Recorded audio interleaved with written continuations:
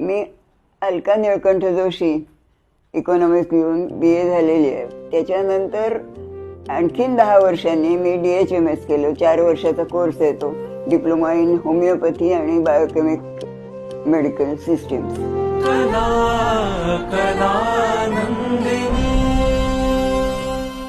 रात्री 9 वाजेपर्यंत मालिका असतात माझ्या बघायच्या. मग त्याच्यानंतर आवर मग झोपते.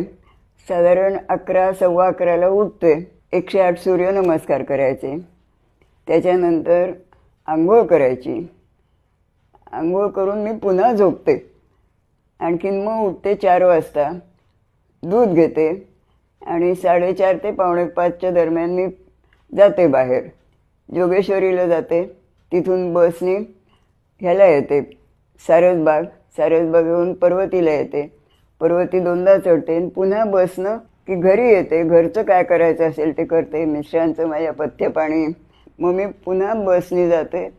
ह्याला रोकडोबाचं देऊळ आहे, त्याच्यासमोर रामाचं देऊळ आहे. आणि मग परत यायचं, बसनंच परत यायचं.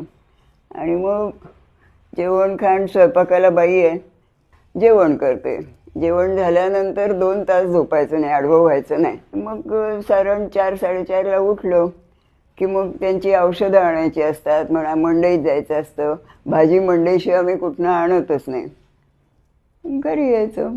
झाली माझी दिनचर्या एवढीच. अजूनही विचारतात ना की तुमचं वय काय? म्हटलं 15 वर्ष. म्हणजे काय म्हणे? म्हटलं 7 अधिक 8 15. मी 15 वर्षाची आहे. मन, बुद्धी, आत्मा अदृश्य आहे, गुप्त आहे. शरीर दृश्य आहे ना. कुठलंही विध्वंसक काम दुसऱ्यासाठी किंवा स्वतःसाठी मी करणार नाही. आणि मी होमिओपॅथीचीच प्रॅक्टिस करते. मी तीच आणखीन 60 वर्षाचं झाल्यानंतर मी पैसे घेत नाही. तपासण्या ते घेत नाही. औषध माझं असली तर देते, पैसे नाही घेत. कारण आपण देणं लागतो ना, समाजाचं आपल्या देणं लागतो. आपण पूर्ण आपल्या जन्मापासून आत्तापर्यंत वय जेवढं आलं असेल, कुणी कुणाला काय दिलं, काय खायला घातलं, याच्यापेक्षा सुद्धा कोण कोणाशी प्रेमानं वागतं. नुसता शेखहँड केला तरी त्या हातातनं समजतं की ह्या व्यक्तीने अगदी मनापासून शेखहँड केलेलं आहे किंवा नाईलाजानं केलेलं आहे. दोन्ही समजतं. तर तो नाईलाजानं केलेला जाऊ दे, इथेच राहू द्यायचा. चांगली आठवण आपल्याबरोबर ठेवायची.